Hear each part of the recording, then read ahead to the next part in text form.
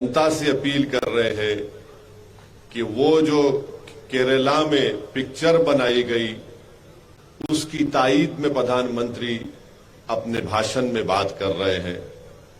हम देश के प्रधानमंत्री से ये रिक्वेस्ट करना चाह रहे हैं कि प्रधानमंत्री, कर्नाटका का चुनाव जरूर है, मगर पाकिस्तान से आतंकवादी आकर हमारे 5 सिपाहियों को उनकी जान ले लिए। मणिपुर जल रहा है, लोग अपने घरों को छोड़कर भाग रहे हैं, गांव जल रहे हैं, चर्चिस को जला दिया जा रहा है, और प्रधानमंत्री जो है उस एक गंदी पिक्चर के बारे में जो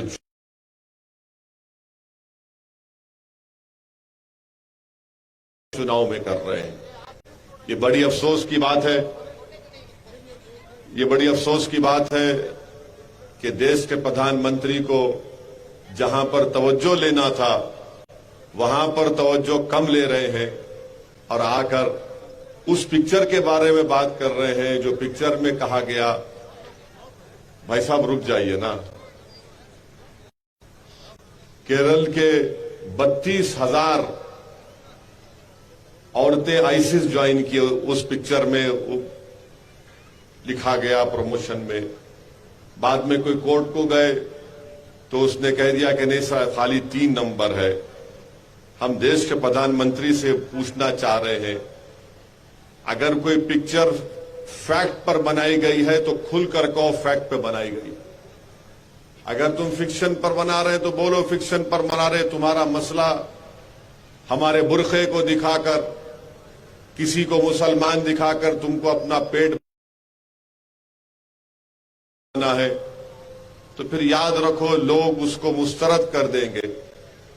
हम प्रधानमंत्री को याद दिलाना चाह रहे हैं कि जब राजनाथ सिंह भारत के होम मिनिस्टर थे, क्या उन्होंने नहीं कहा था कि भारत के अल्पसंख्यक समाज मुसलमानों का आईसिस और अल-कायदा से दूर दूर तक कोई ताल्लुक नहीं है, वो दूर है उससे?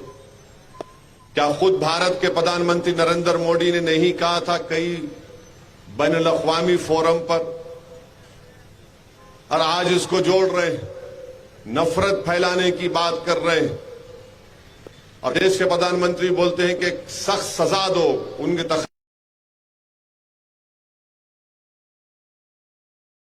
दीजिए, क्या सजा देना चाहिए? कौन सी सजा देना चाहिए? और अगर देश के प्रधानमंत्री एक पिक्चर की स्टोरी को सही मान रहे हैं तो प्रधानमंत्री, ये तो आपकी नाकामी है, आपकी सरकार की नाकामी है कि आप अपनी नाकामी को कबूल कर रहे हैं, एक्सेप्ट कर रहे हैं कि यू हैव बीन अनसक्सेसफुल।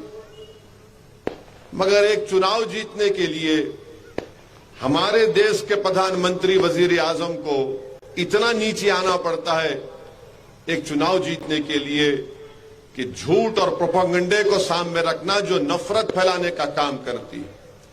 हम आज यहां से हमारे प्राइम मिनिस्टर से अपील करते हैं कि पाकिस्तान से जो टेररिस्ट आ रहे हैं उनको रोको आप। सरकार आपकी है। 370 आपने कॉन्स्टिट्यूशनल ब्रीच करके हटाया। अब क्यों आकर वो लोग मार रहे हमारे सिपाहियों को? ये 10-12 दिन में एक तो सिपाहियों की गाड़ी जा रही थी, उस पर रॉकेट लॉन्चर से उनको शहीद कर दिया, और फिर कल आज 5 हमारे सिपाही मारे गए। क्या हो रहा है हमारे देश में प्रधानमंत्री? और बीजेपी आरएसएस के लोगों से पूछता हूं जो हर थोड़ी देर को नेशनलिज्म नेशनलिज्म बोलते, अरे तुम्हारा नेशनलिज्म अब क्यों खामोश हो चुका है? कहां गया तुम्हारा नेशनलिज्म? बताओ, बोलो तुम्हारा नेशनलिज्म कहां है? हमारे सिपाही मारे जा रहे हैं पाकिस्तान से आकर, और बीजेपी के आरएसएस के लोग उस पर बात नहीं करते। हमारे देश में मणिपुर में चर्चों को जला दिया जा रहा है, सिविल वार हो रही है मणिपुर में। क्यों हो रही है? क्योंकि बीजेपी ने डिवाइड एंड रूल की पॉलिसी मणिपुर में की। आपने ट्राइबल्स के जो राइट्स थे किसी और को देने की आप कोशिश कर रहे हैं। हम उम्मीद करते हैं कि देश के प्रधानमंत्री, वजीर आजम, प्राइम मिनिस्टर थोड़ा टाइम निकालेंगे, इन चीजों पर कंसंट्रेट करेंगे और रोकेंगे। और हम दुआ करते हैं और उम्मीद करते हैं कि मणिपुर में अमन और शांति पैदा हो जाए और वहां के शेड्यूल्ड ट्राइब के लोगों के स्टेटस को डिस्टर्ब नहीं होना चाहिए। ये एमआईएम पार्टी डिमांड करती है। आप किसी को एसटी में शामिल नहीं कर सकते ऐसा ही करके, इसीलिए मणिपुर में सब तमाशे हो रहे हैं। तीसरी अहम बात मेरे अजीज दोस्तों और बुजुर्गों, एमआईएम पार्टी के उम्मीदवार अल्लाह बख्श साहब हैं। अभी उन्होंने जिक्र किया कि कांग्रेस के जो एमएलए है, सिटिंग एमएलए है, उन्होंने मजलिस के बारे में बहुत कुछ कह दिया। तो मैं आपको बता रहा हूं कि एक मर्तबा क्या हुआ था, एक घोड़े में और गधे में बहस हुई। एक मर्तबा घोड़े में और गधे में बहस हुई। बहस किस बात पे हुई कि घोड़ा यह बोल रहा था कि कौवा का रंग काला होता है, गधा बोला नहीं कौवा सफेद होता है। दोनों में बहुत बहस हुई। तो आखिर में जंगल के बादशाह शेर के पास गए। शेर के पास जाकर बोले, देखो हम दोनों में बहस हो रही है, घोड़ा ये बोल रहा है कि कौवा काला होता है और गधा ये बोल रहा है कि कौवा सफेद होता है। तो शेर फैसला क्या दिया? शेर बोला कि मेरा फैसला ये है कि घोड़े को कोड़े मारो। घोड़ा बोला ये क्या है शेर साहब? बोले तेरा काम, तेरे को सजा इसलिए दे रहा हूं क्योंकि तू घोड़ा है, इन्हें गधा है, और तेरे को गधे के मुंह नहीं लगना था। और अगर गधा बोल रहा कि कौवा सफेद है तो तू ये बोलना था कि इन्हें गधा है और तू बहस नहीं करना था उससे। तो मेरी आपसे अपील है, गधों से बहस नहीं करना, घोड़े पे सवारी करके विधानसभा जाना है। वो बोलते रहते हैं लोग, कुछ तो भी बोलते रहते हैं। अभी यहां क्यों खड़ा करे, वहां कहीं क्यों नहीं खड़ा करे? मैं बीजापुर खड़ा करता तो तुम्हारी पैंट ढीली हो जाती थी अब तक। मैं खाली दो जगह पे खड़ा किया। एक जगह जमखंडी में सुशील कुमार को हम सपोर्ट कर रहे हैं। इतना पेट में दर्द कांग्रेस पार्टी को, गलती करा। मैं 20-25 खड़ा करना था शायद। तो इससे बात मालूम हुई कि कांग्रेस पार्टी ये नहीं चाहती कि गरीब और मजलूमों की एक पॉलिटिकल लीडरशिप उभरे कर्नाटका में। कांग्रेस पार्टी ये नहीं चाहती, बल्कि बीजेपी भी नहीं, दोनों भी एक है इस मामले में। दोनों भी नहीं चाहते कि गरीब और मजलूमों की एक आवाज पैदा हो जाए। दोनों भी ये नहीं चाहते, कांग्रेस और बीजेपी, मोदी और राहुल ये बात को नहीं चाहते कि कर्नाटका की विधानसभा में अल्लाह बख्श हो या हमारा हुबली ईस्ट का उम्मीदवार हो या फिर जमखंडी के सुशील कुमार हो, वो गरीबों और मजलूमों की आवाज को कर्नाटका की असेंबली में जाकर उठाएं। वो हरगिज नहीं चाहते कि गरीबों और मजलूमों से इंसाफ की एक ताकतवर आवाज उभरे, निकले। इसीलिए आप देखते हैं कि कांग्रेस और बीजेपी इस बात पर एग्री कर चुके हैं कि कमजोरों की आवाज नहीं उठनी चाहिए। अब आप देश के प्रधानमंत्री को देख लो, उन्होंने आज अपने भाषण में बोल रहे कि इन लोगों को सजा दो पोलिंग करते वक्त, आप जब वोट डालेंगे। नरेंद्र मोदी, आप चाइना को बोला ना, मैं चाइना तेरे को सजा देता हूं, तुमने डेप्सांग डेमचाक में 2000 स्क्वायर किलोमीटर पे कब्जा करके बैठा। देश के प्रधानमंत्री चाइना को सजा नहीं देना चाह रहे। देश के प्रधानमंत्री कमजोरों को सजा देना चाहते हैं, कमजोरों को सजा देने की बात करते हैं। देश के प्रधानमंत्री ताकतवर जालिम को सजा दो आप, मगर आप कमजोरों को सजा देने की बात करते हैं। ये कौन सा इंसाफ है बताइए आप कि मुल्क के प्राइम मिनिस्टर हैं और बोल रहे हैं इनको सजा दो। क्या सजा देंगे भाई? प्रधानमंत्री और कांग्रेस के लोगों से पूछना चाह रहा हूं, या कांग्रेस के लोग बोलते हैं कि मजलिस कोर्ट मत दो, हमारी सरकार आएंगी। अच्छा, तुम्हारी सरकार आई तो तुम क्या करोगे बताओ? मैं फिर से सवाल उठा रहा हूं, मेरी नजर में कर्नाटका के इस चुनाव में हिजाब भी एक मुद्दा है, हिजाब एक मुद्दा है, मगर हमको यह बोल दिया गया है कि नहीं नहीं, ओवैसी की तकरीर पर, भाषण पर भरोसा मत करो, अभी नहीं बात करना हिजाब की, बाद में देखेंगे। वो बाद कभी आता ही नहीं है, याद रखो। लोहा जब गर्म रहे जब ही हथौड़ा मारते, ठंडा हवा से कुछ असर नहीं होता उस पर, याद रखो। अब लोहा गर्म है, हथौड़ा मारो। पूछो इनसे हिजाब के ऊपर क्या करने वाले। मोदी जी तो हिजाब के खिलाफ है, प्राइम मिनिस्टर बीजेपी हिजाब के खिलाफ है, कांग्रेस पार्टी जो है अपने मुंह पे हिजाब डाल के बैठी हुई है। ये हमारे लिए इशू है, जरूरी इशू है। भारत के संविधान में जिसको बाबा साहेब अंबेडकर ने बनाया, right to culture fundamental right है। आर्टिकल 29 में किसी का कल्चर फंडामेंटल राइट है, तो हिजाब भी मेरा कल्चरल राइट है। मगर कांग्रेस का कोई लीडर नहीं बोलेगा। क्यों नहीं बोलेगा? नहीं नहीं, अगर यहां बोले तो उनके वोट नहीं मिलते। अरे ये उनके इनके वोट का सवाल नहीं है, सच्चाई की को बयान करो।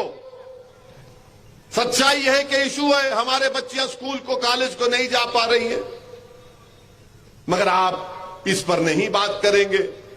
रिजर्वेशन इशू है, इस पर बात होनी चाहिए, क्योंकि रिजर्वेशन से ही गरीब लोगों को भारत के कॉन्स्टिट्यूशन आर्टिकल 15 और 16 के तहत कॉलेजेस में, गवर्नमेंट की नौकरी में, मेडिसिन डॉक्टर में, इंजीनियरिंग में, एमबीए में, एमसीए में, लॉ कॉलेज में, ये सब इनको कोटा मिलता 4% का। भारत के प्रधानमंत्री तो नहीं पसंद करते कि माइनॉरिटी रिजर्वेशन हो, मुस्लिम रिजर्वेशन हो। उनको तकलीफ होती उनकी पार्टी को कि कोई गरीब का बच्चा डॉक्टर बन जाए, कोई बेवा की बेटी कलेक्टर बन जाए। इनको पसंद नहीं है। ये हमेशा चाहते हैं कि हम पंचर की दुकान पे रहें, हम फ्रूट की बंडी लगा के रहें, हम छोटे छोटे दुकानों में काम करें और पूरी जिंदगी हमारी गुर्बत में बसर हो जाए। और क्यों कह रहा हूं, बोल रहा हूं आपको, अंग्रेजी का एक वर्ड है इंटर ऑपरेटेबिलिटी, यानी अगर मेरे दादा उनकी उम्र में, उनके जमाने में अगर 1000 रुपये कमाते थे, तो दादा का बेटा कम से कम 1500 2000 रुपये कमाना। तो ये जो डेवलपमेंट हुआ है हमारे मुल्क में, दलित आदिवासियों का डेवलपमेंट हुआ। अगर कोई दलित के वालिद, दादा उनके 1000 रुपये कमाते थे, तो आज उनका पोता 2000 रुपये कमा रहा है।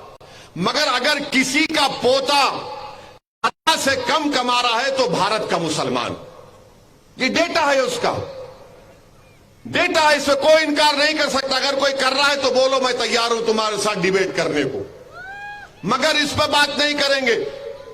और कर्नाटका के अल्पसंख्यक समाज मुसलमानों को जो बीजेपी ने रिजर्वेशन निकाला, और अमित शाह जो कलेजा फाड़ फाड़ कर बोल रहे हैं रिलीजन पे नहीं मिल सकता। अमित शाह साहब, क्यों झूठ बोलते आप? कर्नाटका के मुस्लिम्स को रिजर्वेशन उनके सोशल एजुकेशनल बैकवर्डनेस के ऊपर दिया जा रहा है, और उसका इंपेरिकल डेटा है, रिपोर्ट है। जब देवेगौड़ा साहब चीफ मिनिस्टर थे, ये एक झूठ बोली थे। अब कांग्रेस पार्टी इस पर भी नहीं बोलती। नहीं, हम बोल दिए ना, आए तो करेंगे। अरे आए तो नहीं, तुम आइडियोलॉजिकली बीजेपी के खिलाफ है या नहीं, बोलो हमको। तीसरी बात, मैं शुरू से आपसे कह रहा था कि ये जो कांग्रेसी बोलते ना, हमेशा झूठ बोलते।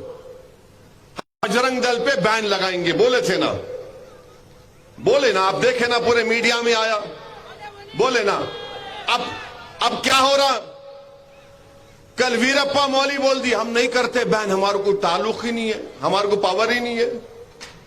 आज जगदीश शेट्टर साहब जो कर्नाटका के एक सीएम है, उन्होंने बोले नहीं नहीं बजरंग दल पे कोई बैन नहीं। जब ये बात आई तो कांग्रेस के जितने चमचे थे, इनके चमचे ताली ताली ताली,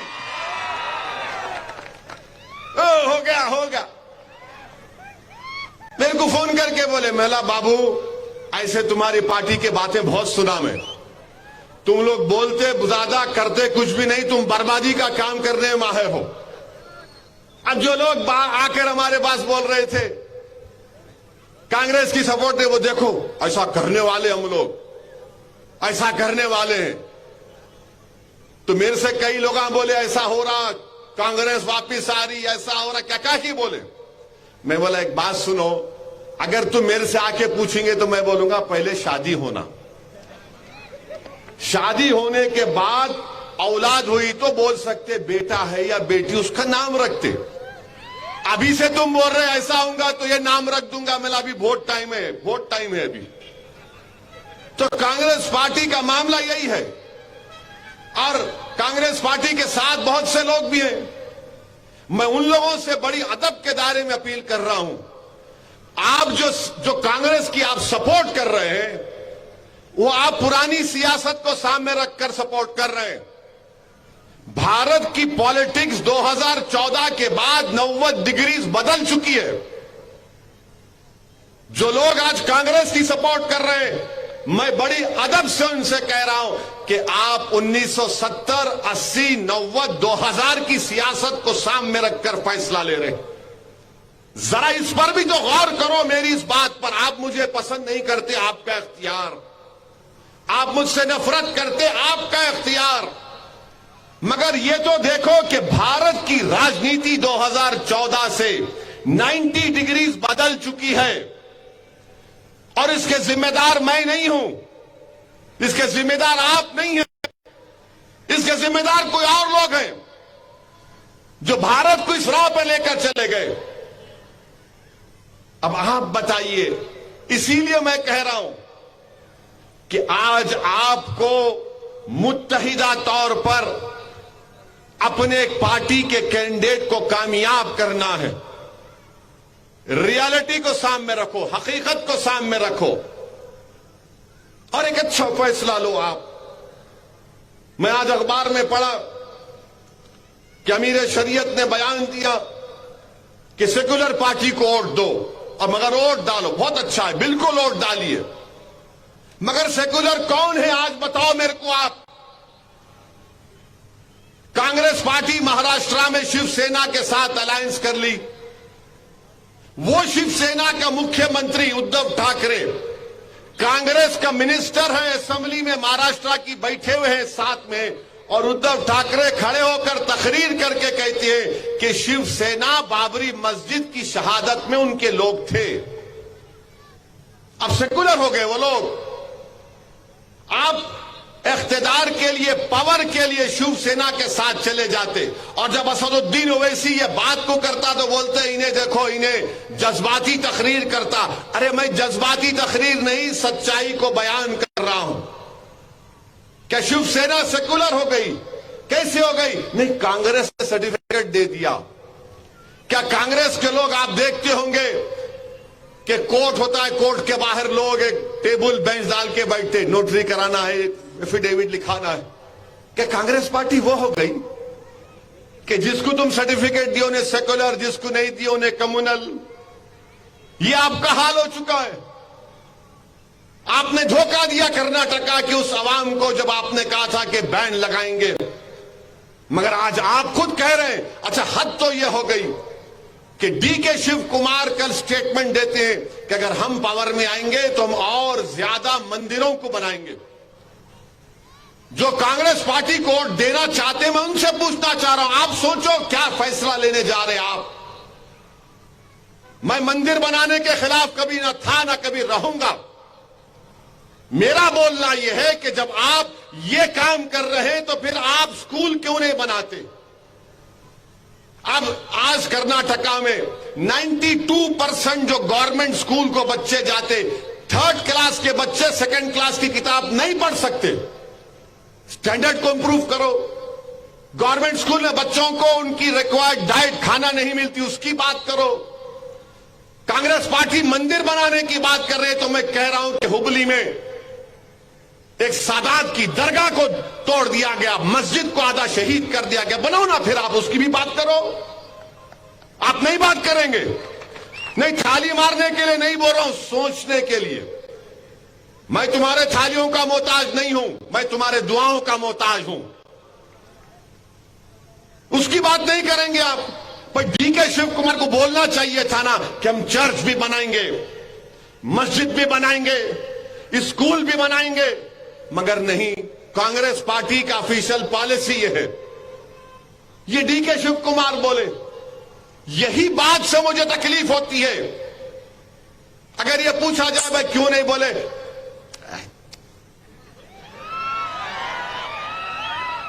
क्या और इनके कांग्रेस पार्टी के अन्ना अन्ना अन्ना, अरे कहे का अन्ना बाबा, बराबर है, कोई बड़ा छोटा नहीं है। डीके शिव कुमार अगर यहां पे है तो मैं भी यहां पर हूं ना, मैं नीचे हूं ना और नीचे हूं, बराबर है। उनके लिए ज्यादा दौलत होंगी मगर मैं बराबर हूं ना। ये भारत का संविधान बोलता है। मगर नहीं नहीं, बीजेपी को हराना। अरे बीजेपी को हराओ बाबा, कौन रोक रहा? हम भी जा रहे बीजेपी को हराना। बीजेपी जब से पावर में आई, नुकसान किसको हो रहा? नुकसान किसको हो रहा? किसका घर जल रहा? किसको गोश्त के नाम पर मारा जा रहा? किसको जला दिया जा रहा? किसके बच्चियों के सर पे हिजाब निकाल दिया गया? अरे मेरा नुकसान हो रहा है, गरीबों का नुकसान हो रहा है। तुम्हारे को क्या हो रहा है बताओ? तुमको सिर्फ सत्ता नहीं मिली, अरे मेरा वजूद खतरे में आ गया, मेरी तहजीब खतरे में आ गई। तुम मुझे बोल रहे हो जो सामने ठहर कर मुकाबला कर रहे हैं।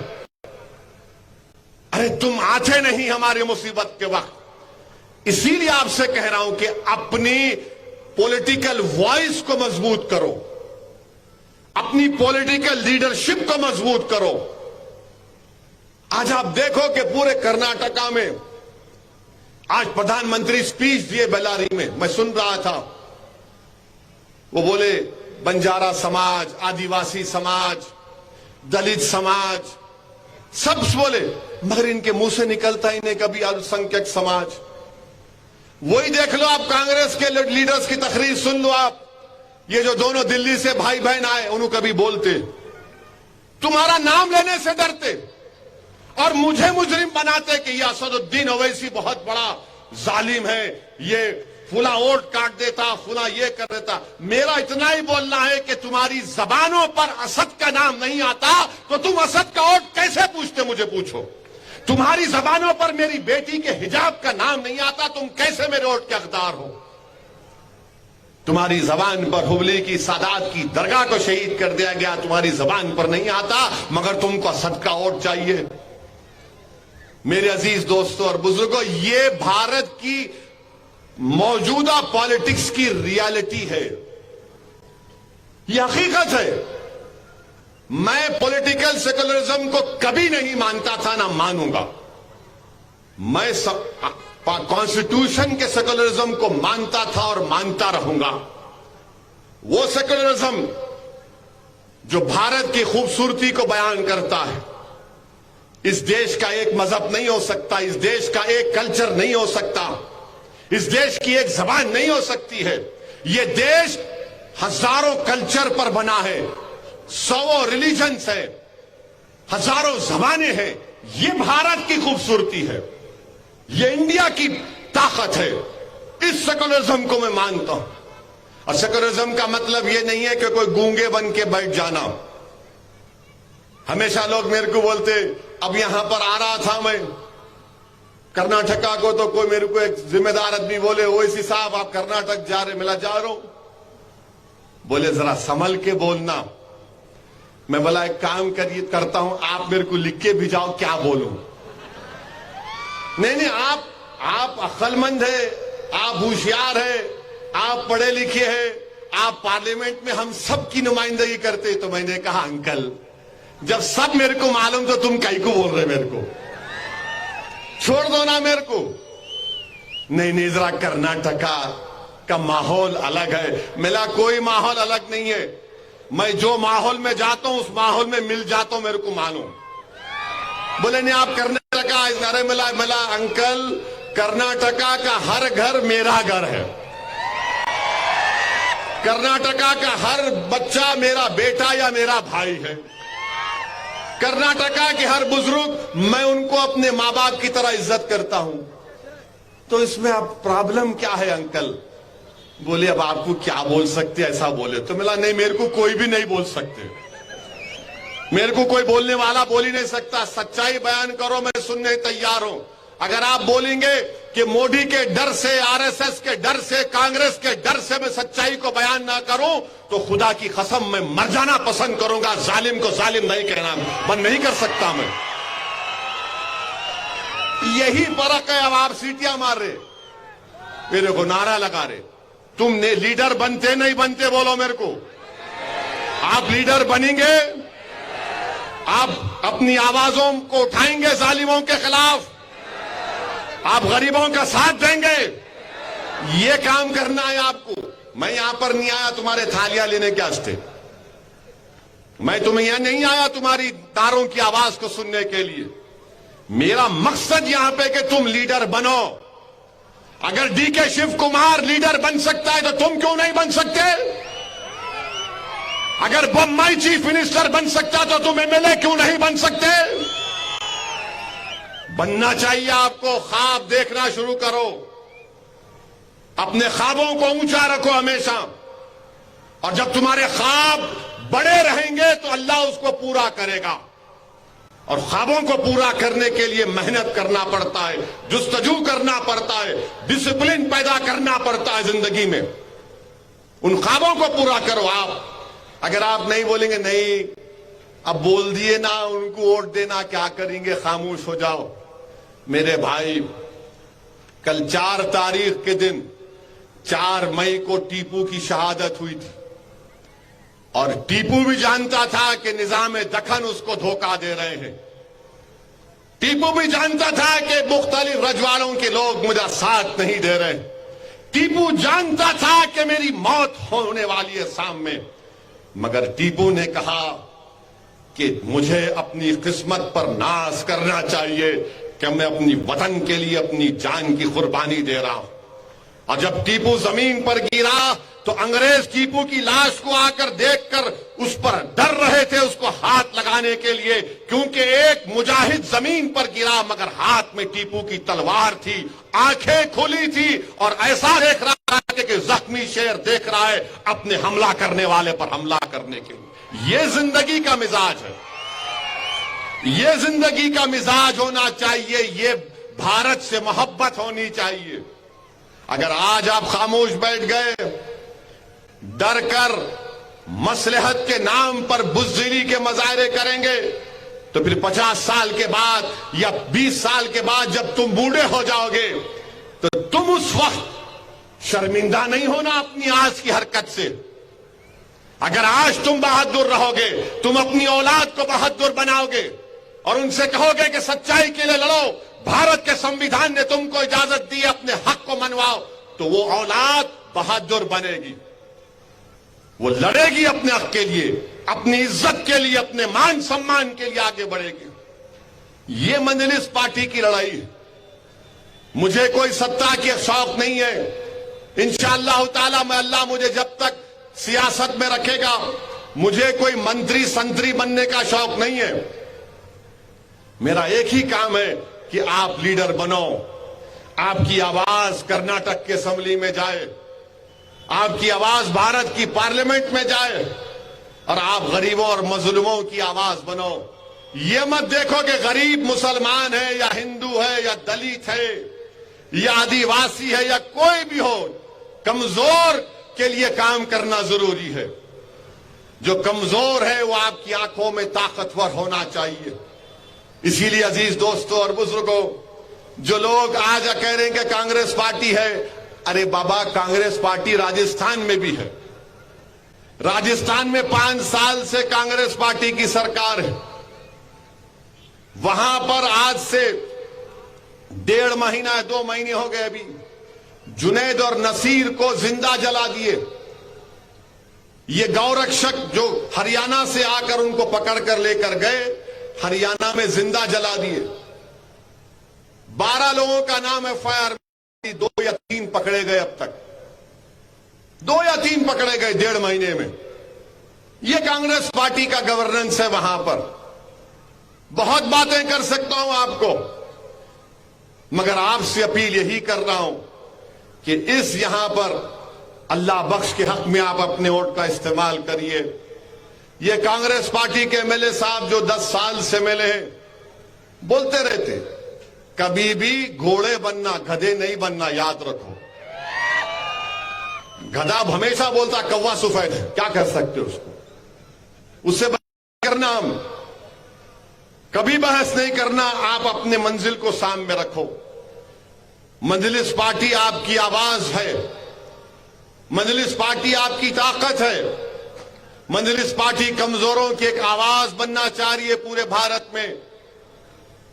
और यकीनन इस देश में जब से बीजेपी की सरकार बनी है, इस देश में बेरोजगारी बढ़ी है, महंगाई बढ़ी है, किसान मर रहा है, किसानों को फर्टिलाइजर नहीं मिल रहा है, गरीबों के पास पैसे नहीं है अपने घर में बच्चों की स्कूल की फीस देने के लिए, गरीबों के पास पैसे नहीं है अगर उनके घर में कोई बीमार पड़ जाता है अस्पताल का बिल देने के लिए। ये जब से बीजेपी की सरकार बनी हो रहा, और मैं फिर से कह रहा हूं, कांग्रेस पार्टी में दम कम नहीं रहा। अभी कांग्रेस पार्टी में दम कम नहीं रहा। उनमें दम कम रहता, उनमें ताकत रहती तो 2014 में मोदी देश का प्रधानमंत्री नहीं बनते। अगर उनमें इंटेलेक्चुअल ऑनेस्टी होती तो 2019 में दोबारा प्रधानमंत्री नरेंद्र मोदी नहीं बनते। मगर ये कमजोर हो चुके हैं, ये कमजोरी के मुजाहरे कर रहे हैं। पहले बोलते बैन करेंगे, उसके बाद देखे कि नुकसान हो रहा तो बोले नहीं नहीं हम कैसा कर सकते। अरे जब तुमको नहीं मालूम तो क्यों बोले। तो इससे मालूम हो रहा कि उनका जो पूरा इलेक्शन का जो मैनिफेस्टो है वो सिर्फ आपको दिखाना। और ये बात अपनी कहकर खत्म कर देता हूं कि बीजेपी का भी मैनिफेस्टो है, कांग्रेस का भी मैनिफेस्टो है। बहुत वादे कर रहे हैं, ये करेंगे, ये देंगे, वो देंगे, ये देंगे। मन ऐसा दिख रहा है कि पूरा दे देने वाले आपको। तो हमारे भाई अकबरुद्दीन ओवैसी असेंबली की एक तकरीर में किस्सा बोले थे। एक आदमी दो लोग थे, उन्हें बोला कि देखो हमारे बाबा के पास इतनी जमीन है कि मैं घोड़े पे जब निकलता हूं तो फर्टिलाइजर डालता हूं, घोड़े पे इतना फर्टिलाइजर डालता हूं कि जब मैं जाके वापस आया तक अनाज उग जाता, इतनी जमीन है। आदमी बोला आपके तुम्हारे पास इतनी जमीन है, तुम्हारे बाबा का ने? हाँ। उन्हें बोला हाँ, हम घोड़े पे जाते, ऐसा फर्टिलाइजर फेंकते, वापिस आए तक पूरा अनाज। तो दूसरा दोस्त बोला इन्हें लंबी छोड़ दिया, मेरे को भी लंबी छोड़ना है। बहुत लंबी झूठ बोल दिया। तो उन्हें क्या बोला, हमारे अब्बा के पास एक बड़ा बंबू है, जब हमारे अब्बा का दिल नहीं लगता तो उन्होंने घर के छत पे आके ये चांद को इधर से इधर करते, इधर से इधर करते। तो दूसरा बोला तुम्हारे अब्बा वो बंबू कहां रखते? उन्हें बोला तेरे बाप की जमीन में रखता हूं। तो ऐसा है गरीबों को, बस कुछ तो ही बोला, बेचारा गरीब है, तुम्हारे को ये देते, तुमको वो देते, तुमको ये देते, जीतने के बाद उन्होंने घर को ले जाते, तुम खाली हाँ क्या हुआ कहां है। तो देख समझकर फैसला करो। यकीनन बीजेपी को हराओ आप, मैं नहीं बोल रहा हूं मत हराओ बीजेपी को, मगर जहां पर मजलिस है मजलिस को भी तो वोट दो, मौका दो। और कांग्रेस पार्टी पे ज्यादा भरोसा मत करो आप, कांग्रेस पार्टी पे ज्यादा भरोसा मत करो। जितनी बर्बादी आज हमारे पास है वो उनकी देन है, याद रखो। तो 10 तारीख के दिन सुबह सुबह निकलिए और इस विधानसभा में अल्लाह बख्श आपका निशान पतंग का है, और पतंग के निशान पर बटन दबाकर अपने इत्तेहाद का सबूत दीजिए। आपका फिर से शुक्रिया। अस्सलाम वालेकुम व रहमतुल्लाहि व बरकातहू।